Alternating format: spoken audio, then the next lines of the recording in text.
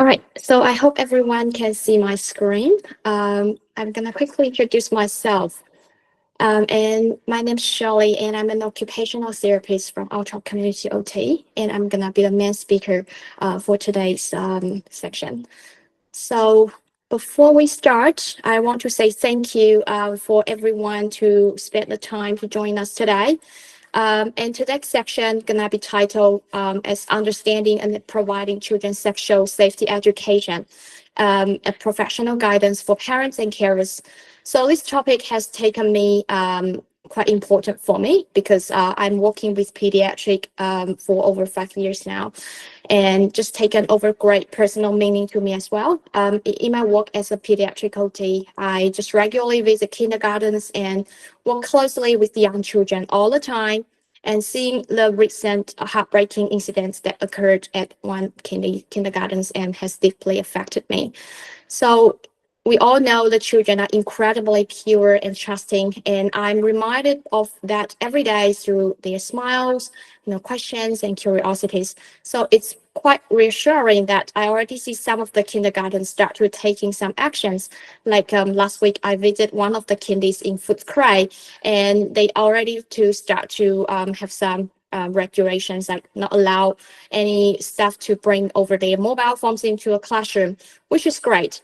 However, we all know that just banning and some regulations wouldn't stop the bad things happen again.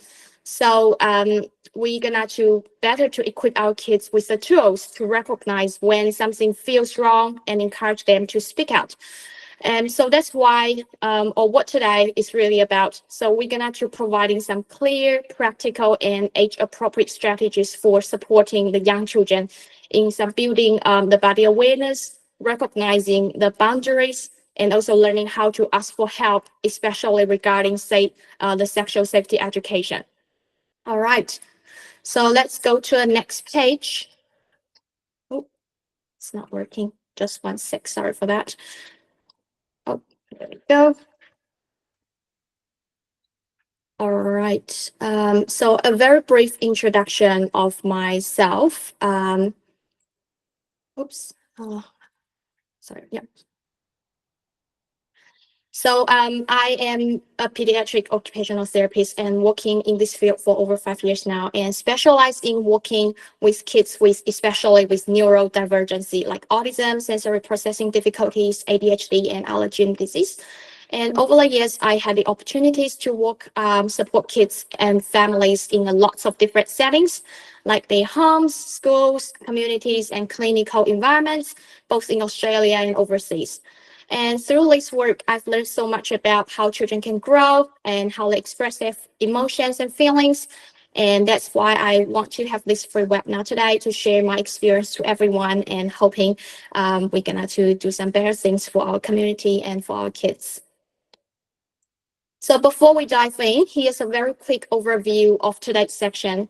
So we're gonna begin with our part 1, where we will talk about when the sexual safety education should start and why it's very important to begin earlier than most people will think. And in the part 2, I will walk you through some practical strategies of how to introduce these concepts to children in ways that is usually age appropriate, because we all know for young children, it could be a bit challenging to teach them some rationales or strategies, like to teach like our teenagers, which is quite different. And finally, in the part 3, we will discuss what parents and carers should pay attention to, things like recognizing some warning signs and responding supportively and staying engaged in your children's learning journey, and share some of the common scenarios for practicing. And through the section, our focus will stay on the key goal, just giving you some practical skills that you can start using immediately in your everyday life with your children. All right, so let's jump into our first topic today. When is the right time to start teaching sexual safety education? And here I am very curious about everyone's answer here, so I want to make it more interactive. So feel free to drop your guess in the chat or the comment in the comments box. So what age would you think is the right time to begin the sexual safety education? And I will give everyone about 30 seconds to think about and respond.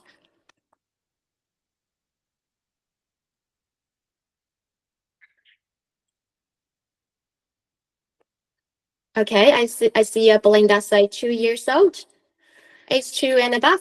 Yep, 2 to 3 years old, or from a baby. Oh, 2 to 3 years old. Immediately, good.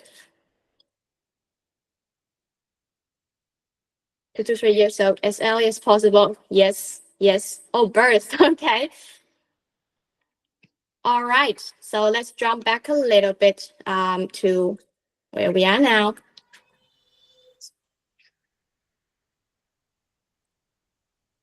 So let's take a look of the answer. Well, and in the answer, I can see a lot of different, just people say early as possible from birth, 2 to 3 years. I would say yes. Most of you already get the right answer. Um, and in fact, we can begin from as early as 18 months old. It was actually quite surprising for me when I first looked into this. So I tried to find some Australian research paper on this topic, but unfortunately there isn't a lot available for now. But studies from some other countries, especially from Indonesia, have shown like some very strong evidence that in the early sexual safety education begins, the better the long-term outcomes it will be. But why will be 18 months? So let me explain by using a very simple child developmental milestone. So at around 18 months, like 18 months, and the children begin to show the awareness by of their body parts. So they may start pointing to their nose, tummies, toys when asked. So this emergent body recognition skill is actually the foundation of our sexual safety education. Because before we can teach boundaries or safeties, anything like that, the children first need to understand and name their body parts. So including what we call the private parts. So during the early childhood, like age 0 to 5 or 0 to 6 years old, we actually not talking about teaching kids about the actual sex itself. We are actually going to build them with body awareness and also basic communication skills, early boundary setting habits, and also emotional understanding of what feels safe or not safe. And that's the ideal window time, for us to introduce some simple and respectful language as well. So like the names of the body parts, including the private ones, in a way that's developmental appropriate. And I will gonna to explain a little bit more. So now we just go directly to our part 2, how to provide sexual safety education. I think that's gonna be the main reason why most people will come here to join us today. So I will start by the first stage, first phrase. So children under the age of 3. So always say from 18 months to 3 years old. And on this stage, we're gonna start to lay the foundation of the sexual safety education. And usually under the 3 years old, the kids start to develop body awareness, and their understanding of their body is mostly gonna be sensory and emotionally, but not like verbally or abstract. That means they learn through what they feel, they see and experience, but not through our verbal explanation. So instead of giving them lots of words, we want to help them to through practice or learn through the everyday moments like experiencing. Like we can help them to get dressed, give them a bath or chance to change their nappies. And these natural teaching opportunities where we can begin to introducing the names of our body parts and eventually the ideal of the privacy and boundaries. So in this stage, we're going to use a lot of sensory inputs to help the kids to understanding their body parts. There are two main sensory inputs I want to talk about here. So number one going to be our tactile. So for young kids, if we want to teach them better to identify or to know their body parts, we better to use our tactile sensory inputs properly. So for example, we can use different temperatures, different textures of toys, or light touch and deep touch to help the kids to start to know, okay, this is the skin, and I can feel that's my hand, that's my legs, things like that. And another sensory input I would like to highlight here is what we call proprioceptive. So while some gross motor activities like running, jumping, crawling, and kicking or squish or wrapping the kids gonna have a better understanding of the boundaries of their bodies. They know, okay, this is the age of my arm, this is the age of my legs, things like that. And while those sensory play, it's gonna be quite practical and easier for the kids to understand where my body parts are.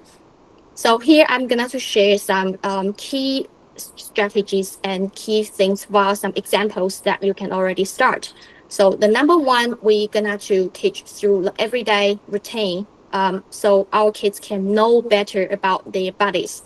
And so examples gonna be like when you try to dress your kids, you can tell your kids, oh, here's your arm. It helps you to pick up your teddy bears. And here are your feet when we dress the kids with their socks and shoes. We actually need to verbally to explain to them, okay, what's happening there. Here are your feet, and they help you to walk and swim in the water. And for example, sometimes when we change the nappies, then we naturally gonna start to talk about, okay, that's your private part, that's where you're gonna to wee, things like that. And while the kids are more familiar with their basic body parts, you can see from the picture here, I put two kids cartoon. So you can use some visual cues like that to explain to your kids, here's your head, your eyes, your nose, your mouth. Once the kids are more familiar with all of those basic things, then we can go a little bit more to introduce the idea of the private parts. So examples we can practice, like we can, when the kids are wiping themselves or you're helping the kids to do a wiping, you can say, oh, this is your button. This is only for yourself. And this is where you do a wee when the kids are using a toilet. It's called penis or vagina. Like we start to introduce some terms like that. And we're gonna to continue to tell the kids this part is special and we keep it clean and private. And an example, like you can try during like a nappy changing section, and you can say, mom is helping you to clean your private part or clean your where you wee. So you can stay fresh. And then we're gonna have to highlight, say only mom, dad, or your teacher or a trusted adult can help with this. And only for cleaning or toilet time, not for other times, like we start to introduce those ideals to them. And also like at a doctor's visits, like doctor's appointments, and we can explain to the kids as well, say, oh, the doctor is gonna to check your button because mom is here, it's okay, and things like that. And while we do all of those teaching, then we're gonna go to step number 3. We're gonna teach you some boundaries in very simple words. We won't expect our kids for this age, they already understand what's boundary, but they just be more confident to talk about it. So like toddlers may not fully understand the word like the private, but we can still lay the foundation by using some short, clear, and repetitive phrases. So examples like we can say, oh, the part covered by your undies are your private part. And we can use pictures like that again to explain to our kids like, oh, so where we are covered by the clothes, it's only for yourself, only mom, dad, or teachers can touch it, and only for toileting and showering. And it's just for yourself, like that. And also we don't, like, meanwhile, because we don't want them to touch other people's private part, and we also start to teach like where by covered by the clothes, and we don't touch other people's this area as well. So like some life examples could be, for example, like the kids probably wants to cuddle from you, and or you want to cuddle from the kids, and you can always double check, say, oh, can I give you a cuddle, or say, oh, can I have a look of your clothes, or can I have a look of your nappy, even though the kids usually gonna be say yes, but we still start to asking those questions to check if they happy to do it. Then the kids will understand, okay, I can have a choice by the questions regarding my private parts or my privacy, things like that. At a playground, like another example. For example, if another child tries to pull at the clothes, and we're gonna to explain to the kids, say, okay, we're gonna keep our clothes on to cover our body, cover where we have a poo poo, and let's give each other some space. So it's like for each other. Yep. And after this, the step number 4, then we start to introducing more simple safety language. So we can also teach toddlers, say, some warning phrases, early warning phrases to help them speak up when something feels wrong. So examples like, um, we can do some role play, like while we play with our kids, and we purposely approach their private part, and we modeling to them and tell them, say, hey, no, that's my private part. No, I don't like it. Stop. And or we can explain to them, say, oh, it feels yucky and strange. I don't like it. And get them to repeat that back to you and say, oh, feel yucky and strange. I'm going to tell mom and daddy. Like, we're going to do a lot of modeling to show the kids what's the safe phrases they can express when they feel uncomfortable. And some teaching moments going to be like, we can also use the toys we already have in home, like a teddy bear. We can say, oh, Teddy trying to touch the friends, maybe say Frank's private part. Like, we use the teddy bear, pretending we are going to touch the kid's chest or the private part, and see how the kids going to respond to that. If they don't understand that, then we can say, we don't like it. Like, it's more like a scenario role play to show the kids when something inappropriate happened, they should do the right response to it. All right, so that's pretty much some very basic introduction for the young kids from 18 months to 3 years old. Pretty much all this phrase, we're focusing on teaching our kids knowing more about their bodies, and start to introduce some safe phrases that they feel more confident to use in the future. And also they will start to understand the private part is only for themselves for this phrase. Then we go to the age 3 to 5 years old. And on this stage, we're going to strengthening their awareness, because for this part, they are getting more smart and they have more cognitive capacities to understand more complex things.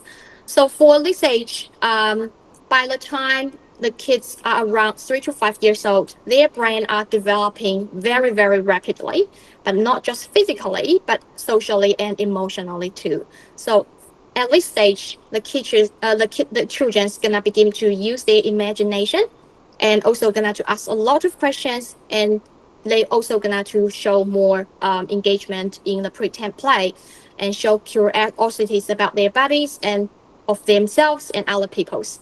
So it's gonna be also a perfect timing for us to, as adults, to reinforce their body awareness, safety boundaries, and also respect for interactions. And on this stage, because the kids, they start to have more social skills as well. So we're gonna to take advantages of what they are developing now to do a little bit more. So here are some key steps I want to share. So step number 1, we're gonna continue to working on recognizing and naming the body parts. However, by this stage, we move beyond just the body nicknames, but begin to use the correct, like some correct terms. So while keeping the conversation natural and shame-free. So like when the kids are before 3 years old, it could be a little bit hard for them to understand penis, vagina, things like that. So we probably gonna use some words that are easy to understand, like the place we're gonna have wee-wee, the place we're gonna have poo-poo. But when the kids reach the age of after 3 years old, and we start to introduce more formal terms to them. So some example phrases could be like, we can say, oh, that's your penis. It helps you to wee. It's a private part. Like when we see the kids are using a toilet, or for girls as well. And that's your vagina. It's special and only for people you trust, like mom or the dad or doctors can help you to look after it. And we can also gonna to start to talk a lot about like private parts, other places your underwear covers, like similar to the previous stage, but we're just using more like formal terms for this stage. And if your children still prefer using like a nickname, like children may say, "Oh, my wee," things like that. And the parents, we usually gonna say, "Oh yes," and that's what we call your penis or your vagina, and that's a correct name. And we start to talk more naturally and shame off way to introduce those terms to them. And some daily life examples, like we gonna to help our kids to learn more about those specific terms for our body parts. So we probably gonna say like during the toilet time, we can say after you wee, remember to wipe your penis, like in a very natural way. Remember to wipe your vagina. It's your private part, and you're gonna to look after it. You're gonna to keep it clean, things like that. Or like during some swimming sections or swimming course, I would say swimmer covers our private parts just like underwear does. Like some natural way, we just repeat to reinforce it. And strategies number two, we still gonna to use some simple, clear, and empowering language. So for this stage, the kids start to understanding social rules. So we're gonna to introduce clear and age-appropriate safety phrases.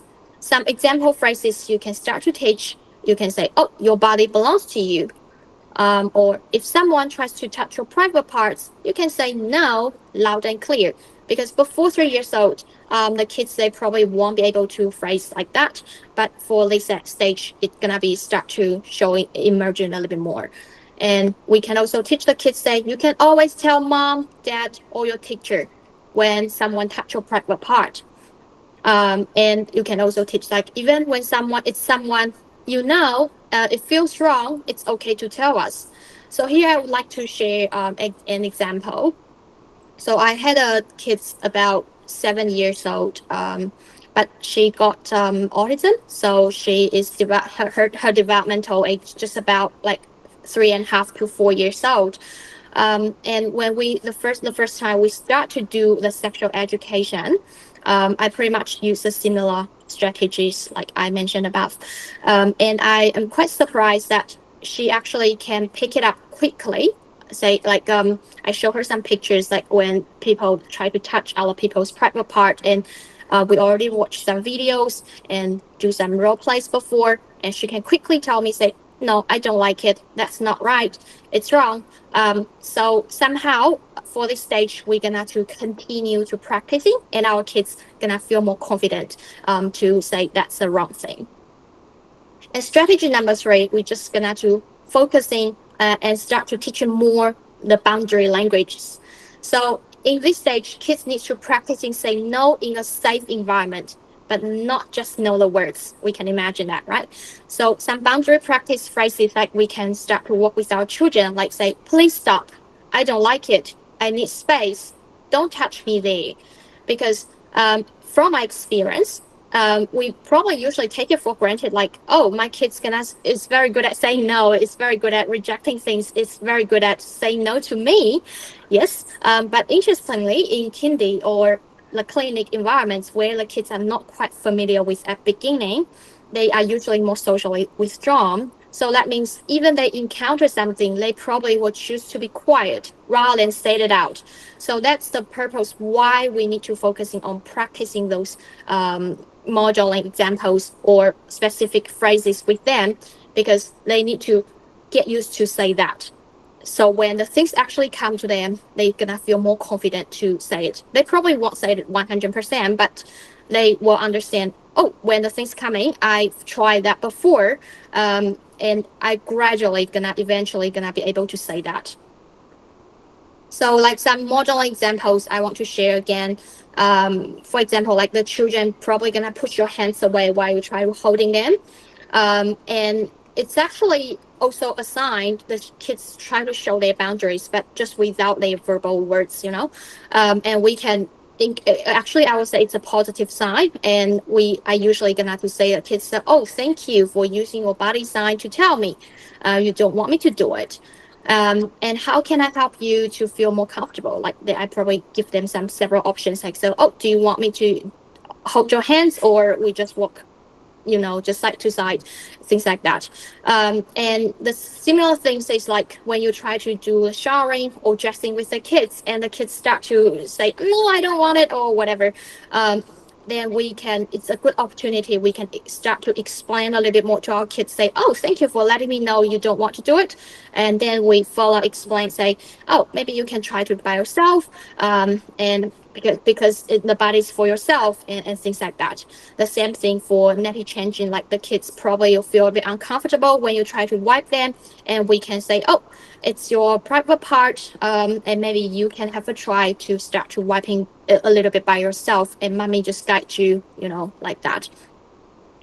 And only stage another specific thing we can try, because the kids are more start to have more imagination and pretending play skills. So it's good time to use some storytelling and pretend play, to guide them and to educate them a little bit more.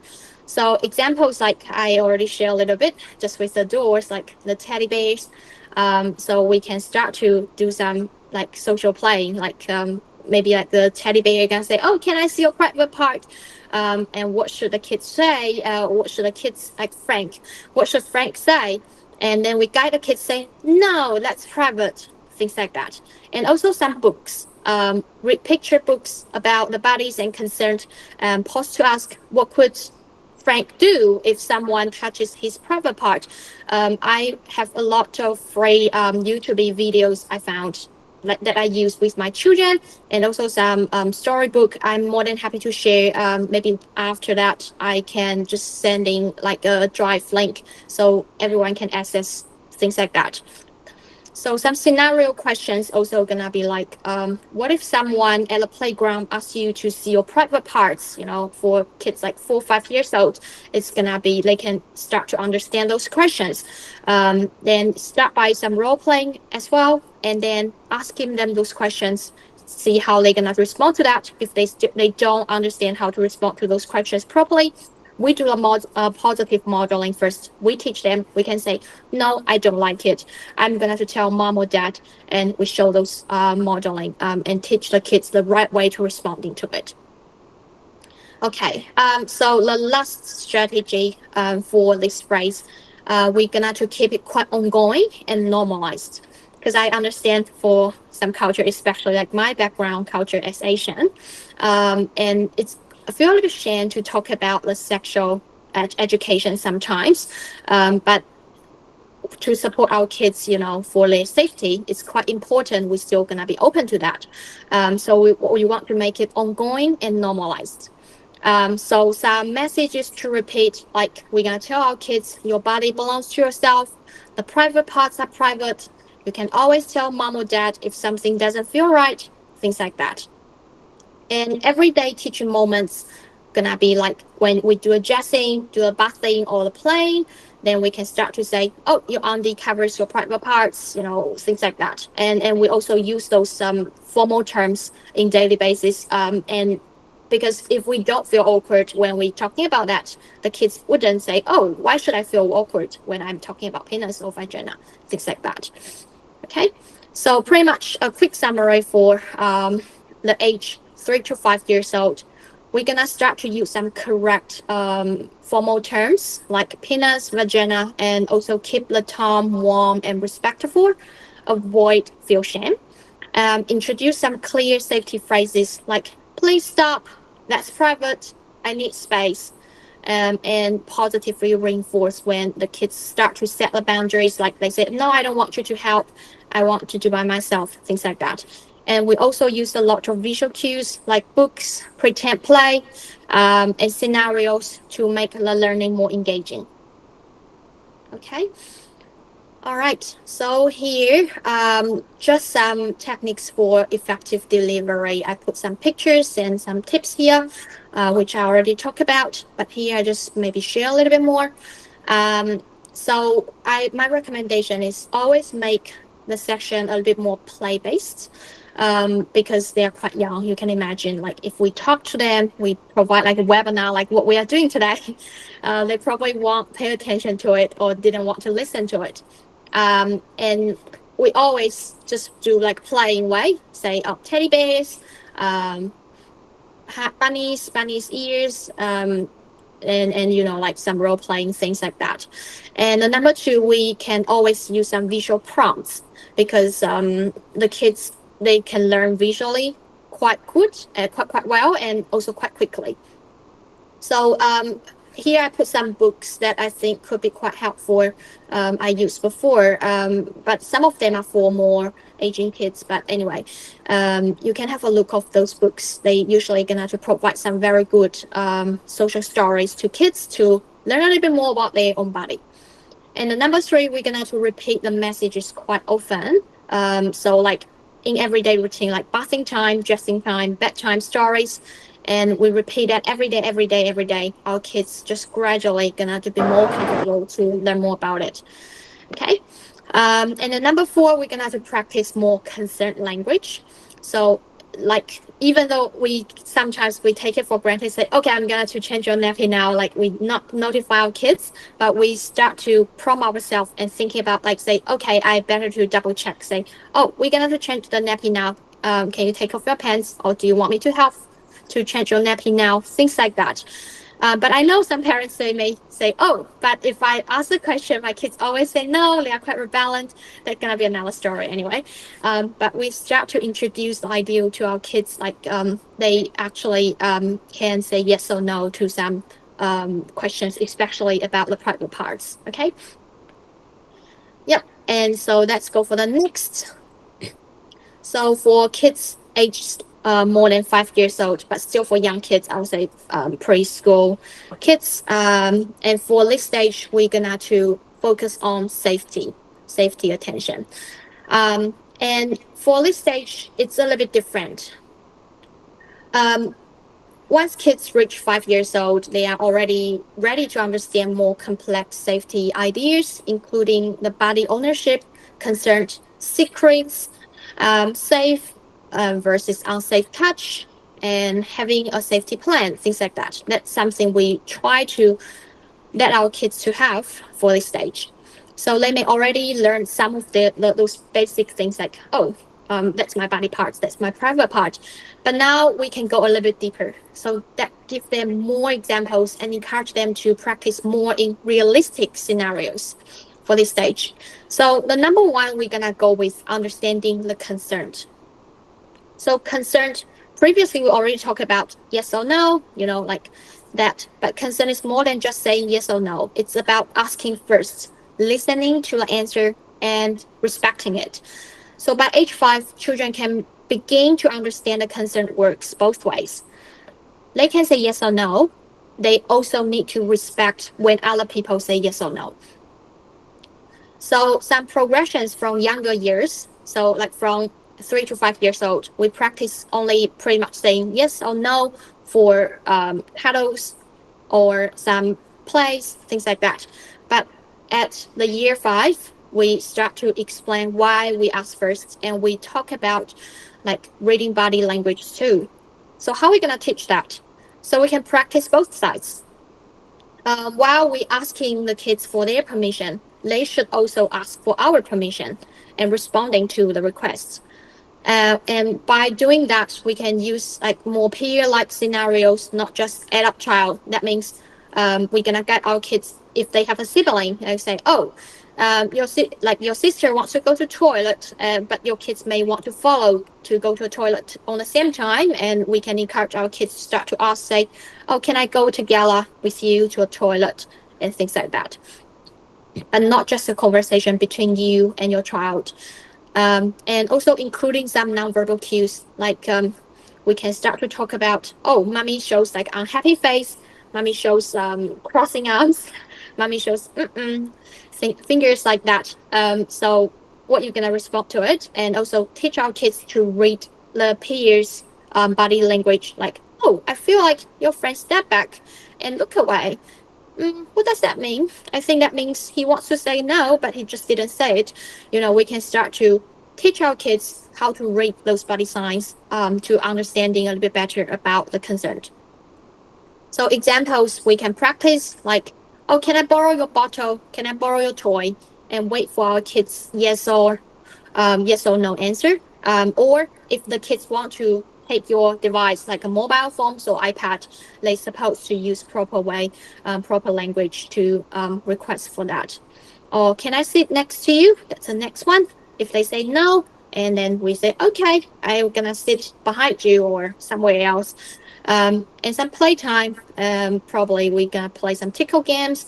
They say, I would suggest the parents can start to check, can I tickle you, rather than directly go with tickling. If the kids say stop or move away, stop immediately. The same thing, you let the kids tickle you, and you use the same words like stop or move away to show your kids to understand you are not happy of what they are doing now. Okay. So some key phrases you can teach your kids to say, like, no, thanks, I don't want to.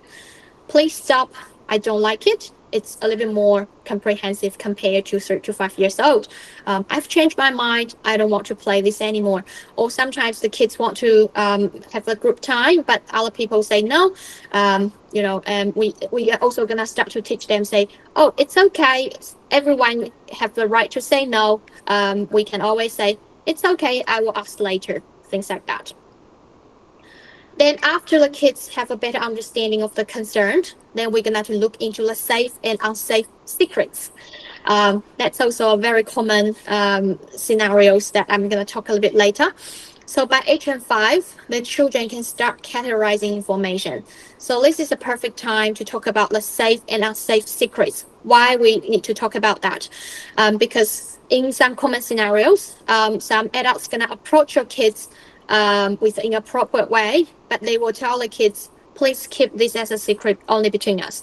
And for very young kids, it's very hard to tell, okay, it's a safe secret or unsafe secret.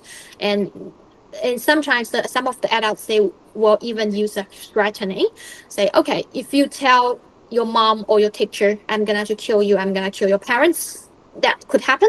And in that case, we want our kids to understand what's safe secret and what is unsafe secrets. So safe secrets usually refers to the short-term fun that makes you feel happy. So like, we are having a cake for mom's birthday, things like that. And everyone goes to know that eventually that's a safe secret. Some unsafe secrets like make you feel scared, uncomfortable, or just meant to be kept forever. Like, don't tell anyone I touch you. This is our special game. No one else should know, things like that. So for that situation, how are we going to deal with? We're going to still use a role play. That's a very good strategy. So we can draw like 2 boxes labeled safe and unsafe, and let our kids to differentiate what secret cards and put them into the safe or unsafe zone and discuss each other. And also we can practicing those scenarios. Like, for example, one of the scenario would be like the teddy bear come over and say, oh, while I cuddle you, I secretly touch your private space. And I say, oh, the teddy bear probably gonna say to the kids, say, I really like you. Please don't tell your mom this secret. I actually touched your private part today.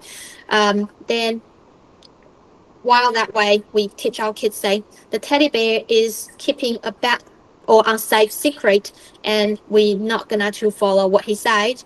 I'm still gonna to tell my mom and dad. Okay.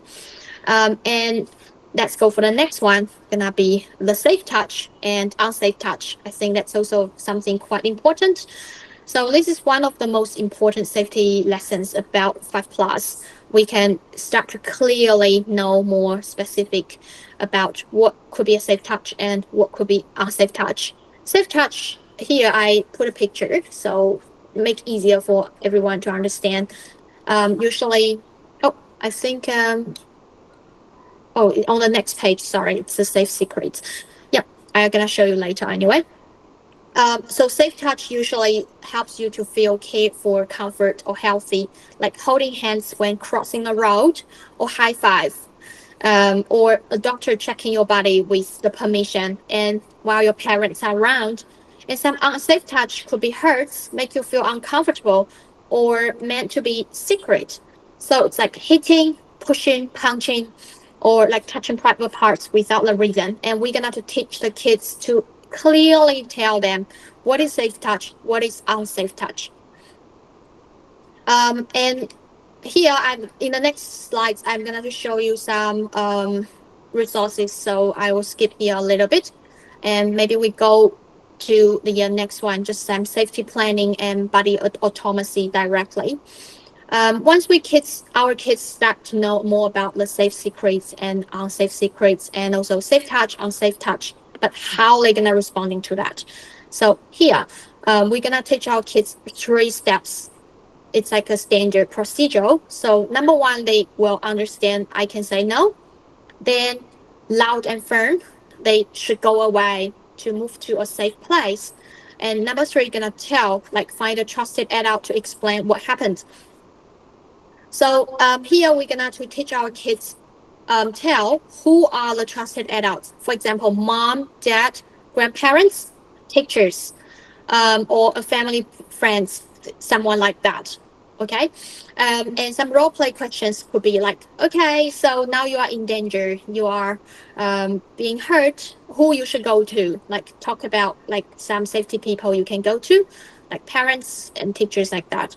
And while we say no, also we already have a lot of examples like how to say this previously, like I don't like it, I need some space, blah blah blah. And regarding the goal, we also do some role play and talking with the check with the children where is the safe place to go. So for example, in the kindy, when you encounter something uncomfortable, where you should go, where you should move. The kids probably they don't know, they just move from one corner of the classroom to the other corner, but it's not gonna to help them. So we're gonna to clearly that to tell them they can go to the teacher's office, or they can tell the teacher say, oh, I need some space in like the medical room or whatever, things like that. Okay, and when the kids start to practicing that, then we always gonna to responding like when they start to say no, we always encourage they to say more. Friendly and confidently, we can tell them, thank you for letting me know. I believe you. You did the right thing. Okay. And here about the safe touch and unsafe touch, some of the resources here. So for safe touch, I found this video which is quite helpful for me when I'm working with children. So I'm gonna put that into a drive again, so can be shared. Yep. So the last part for today. So what should support worker or carers should know and pay attention to. So some of the warning signs the parents should pay attention to. I put down here, it's most of them are for young children, and we all know for teenagers or primary school kids, they probably have different performance, but it's quite similar. So this signs does not always mean abuse or something happened, but they are the red flags that should never be ignored. So if you notice several of these changes, or if your kids start to tell you something's wrong, you're gonna to pay attention to it and seek some professional advice immediately. So the number one gonna be some sudden behavioral change. If your kids usually your kids are quite outgoing, I would say, and become unusually withdrawn and avoids people or activities they used to enjoy, or become overly clingy and refuse to be part of the parents, that could be a red sign. So examples could be like your child usually loves going to kindy, but suddenly cries, cling to you, or throw tantrums in the morning, especially if a certain teacher or aides or classmates say, then it's better to have a bubble and or like your kids are usually bubbly or talkative and suddenly become quite quiet and stop initiating conversation when they talking about their kindy. So that's all the red signs we need to pay attention to. So number two, some unexplained fear or avoidance. So like your kids start to show some strong fear or resistance toward a specific person, place, or activities. Like examples like when you go to like swimming class, or like some playground, general playgrounds, and or sit next like to like a certain neighbors, anyone like that, and the kids suddenly hides or run away when like a relative visits happen, or even though they used to greet them quite happily, or the kids refuse to taking a shower or bath or just by the parents or caregivers who are normally helps. So it's another red signs you're gonna to investigate a little bit more. Um, Yep. And so for number three, some regression to younger behaviors. Um, for example, your kids usually already reach their milestone are quite well developed, but sometimes, example like you do the toilet training, and he or she's already toilet trained and start to bedwetting several nights a week, or like a preschooler resumes the thumb sucking after months of stopping, and also like some suddenly needs a night light or insists on sleeping in the parents' bed due to bad dreams, things like that. It's not necessarily related to anything bad happening to them, but we better to keep an eye on that because that could be some red flags. Something might happen there already. So science number four, knowledge or behavioral beyond age. It could be quite obvious, like your kids start to use some mature words, gestures, or play games that not typical for their developmental stage.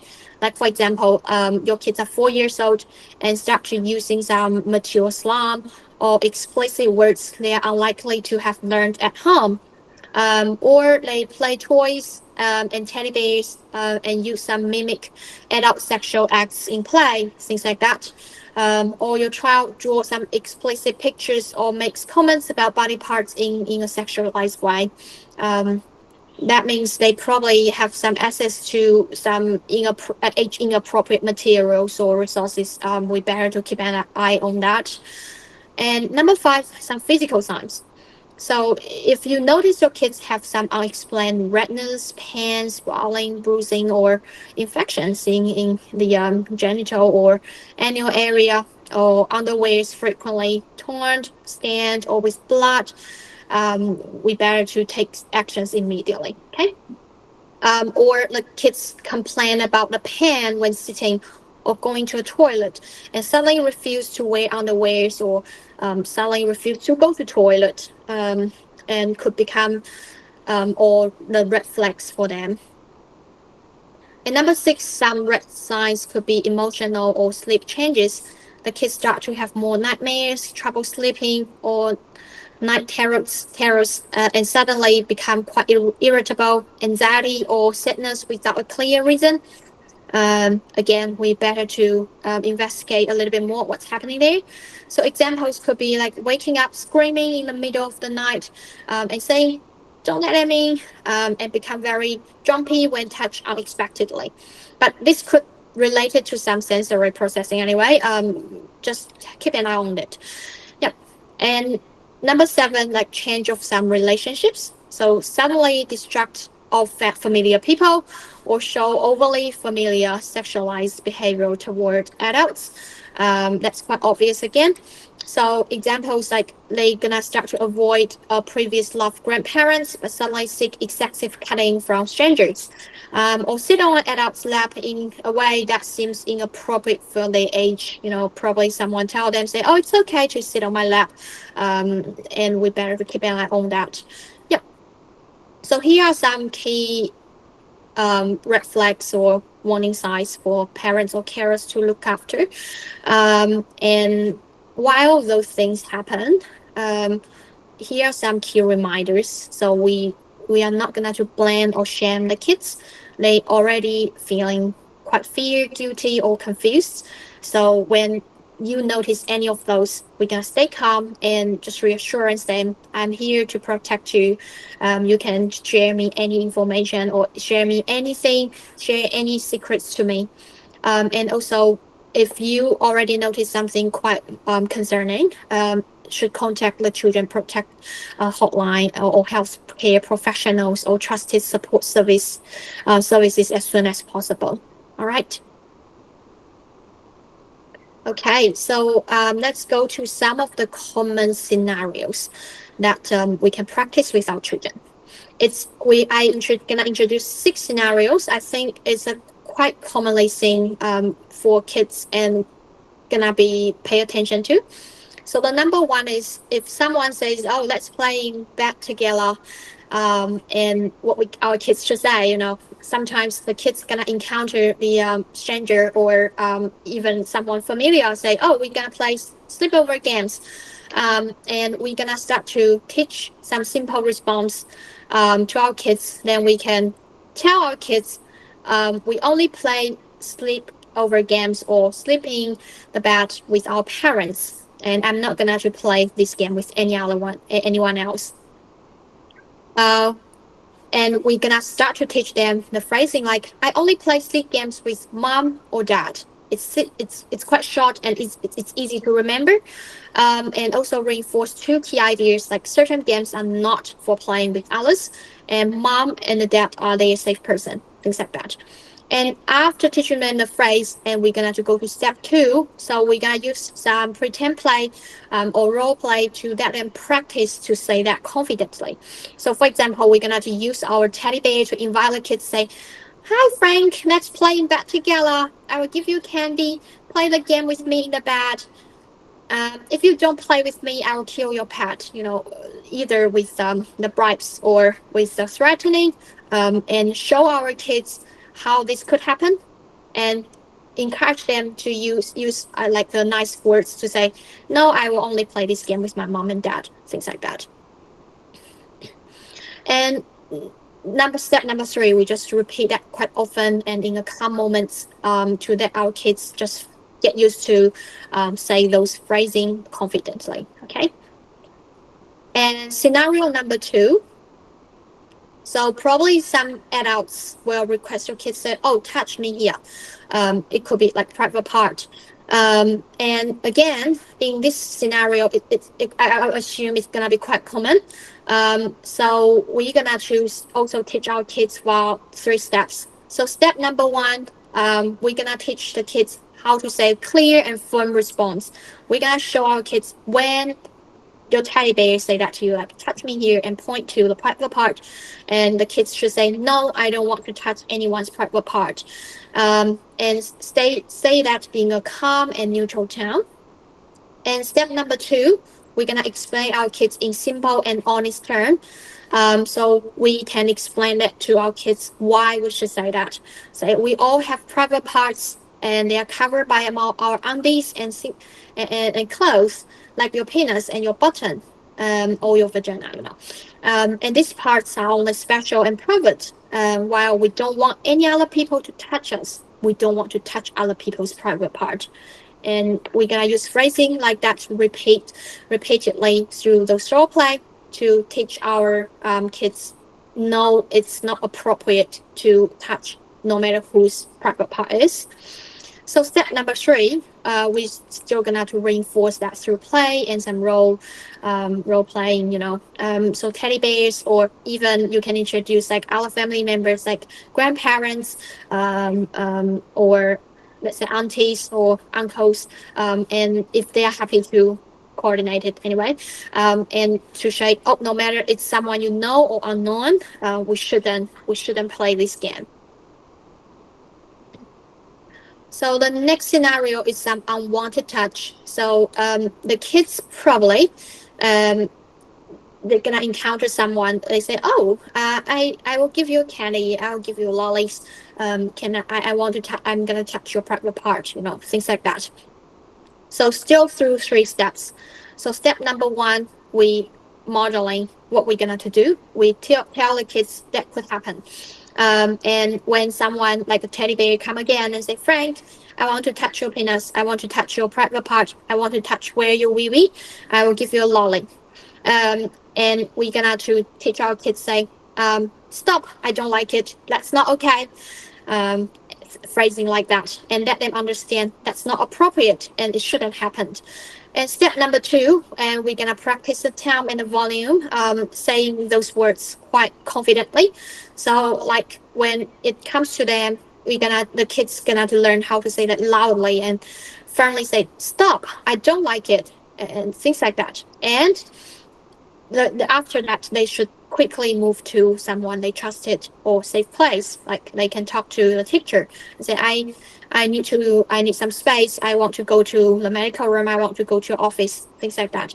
And then also reporting, step number 3. They should able to immediately tell the teacher what's happening, and also tell parents what's happening. Okay. And scenario number 4, I think, yeah. So it's also another quite common situation, at least when I know some of my clients, they've encountered that before, even though it's not like a frequency.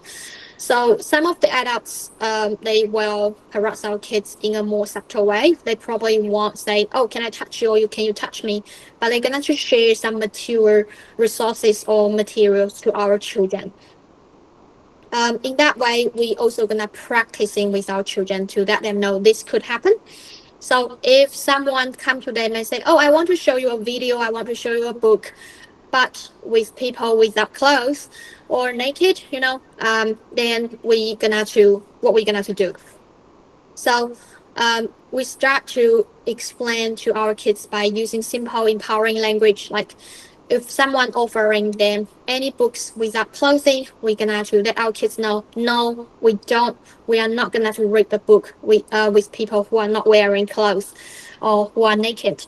And kids can always say, no, thanks. No, I will tell mom and dad. No, I don't want to read it. Things like that. And after that, they are supposed to understand if that happened to them, they should come to a trusted adult again, like their teacher or their parents, tell them what's happening today. And step number 3, we're gonna normalize their feeling. So just to let them know the kids probably gonna feel embarrassed, scared, or guilty, seeing those inappropriate medias, and we're gonna tell them, we will feel better if we can, you just tell mom and I'm gonna help you, and this thing's gonna happen, but we always know we can seek support from my parents, from mom or dad, things like that. Okay. And scenario number 5, so it's bad secrets, as I shared before, so when some adults, they do bad things to our children already, and they will either while bribes or threatening to our kids, say this is gonna be a secret between us. So here we're still gonna introduce 3 steps.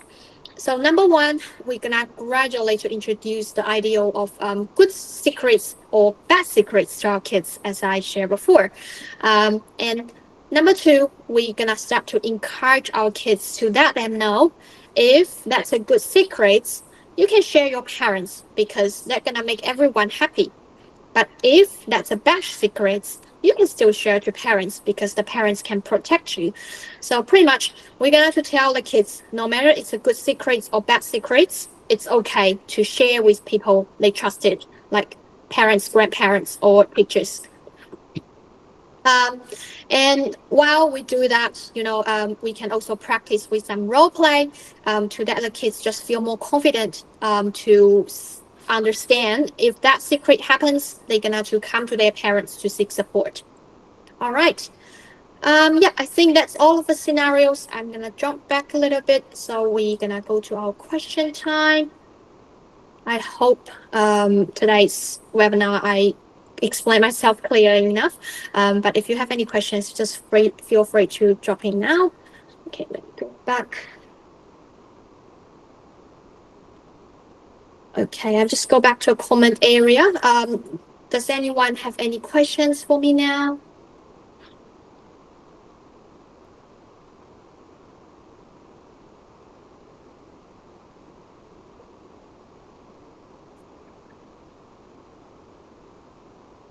Okay, thank you so much.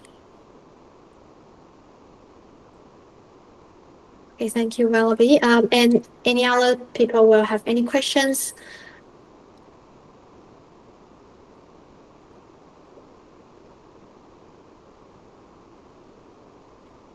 I'm gonna to create a drive which might be empty for now, but I'm gonna to put on more shared resources just for those education part, as I mentioned before, like the video or the book resources.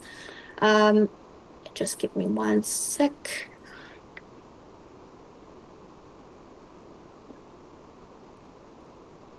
I'll give you a new drive that everyone can access. So I'm gonna put the contents inside maybe later. So you probably expect to open the empty one, but please check that maybe a bit later tomorrow. Okay.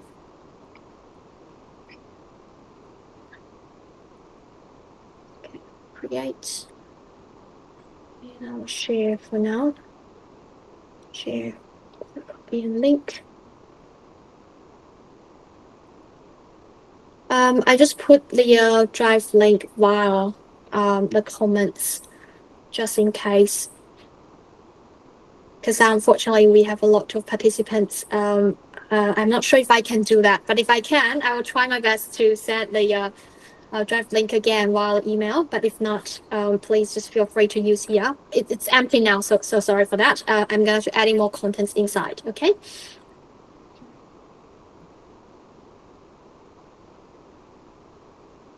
Oh, okay. I got a question from Belinda. I know that's hard. This area that you didn't mention was the mouse. Oh, we just grow up.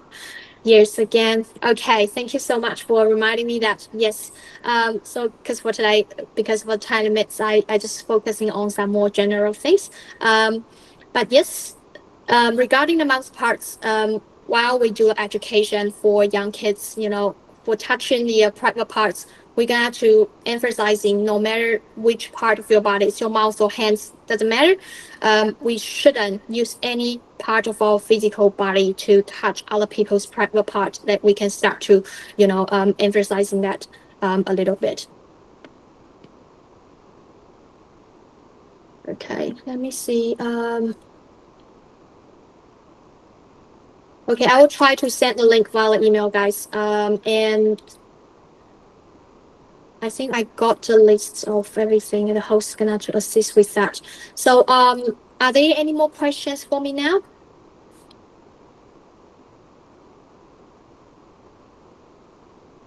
I'll make sure the drive gonna to be able to share it.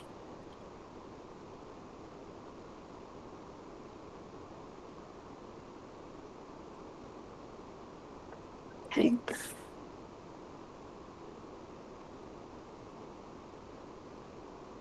All right, it seems we don't get more questions coming in now, but thank you so much for joining me today.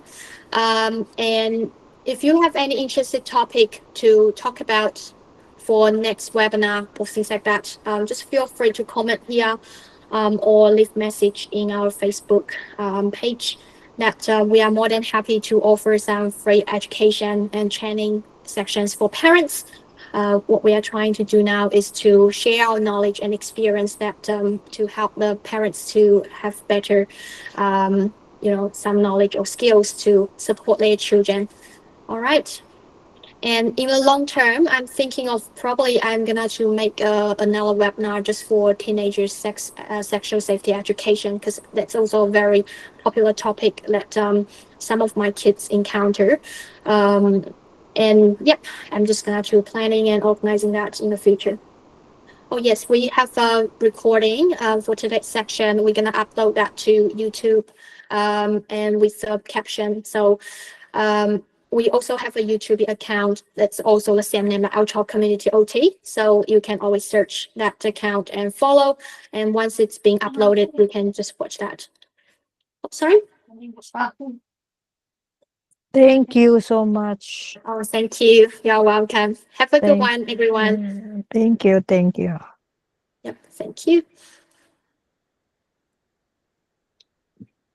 I'm going to finish this section today. All right. Thank you. Oh, okay. Blue group. So yes, I'm gonna to put some of the research paper I used for today's webinar in the drive again. So I get some of the information from the books or some research paper from other parts, and also some from my practical, like clinical experience. Okay. Thank you so much.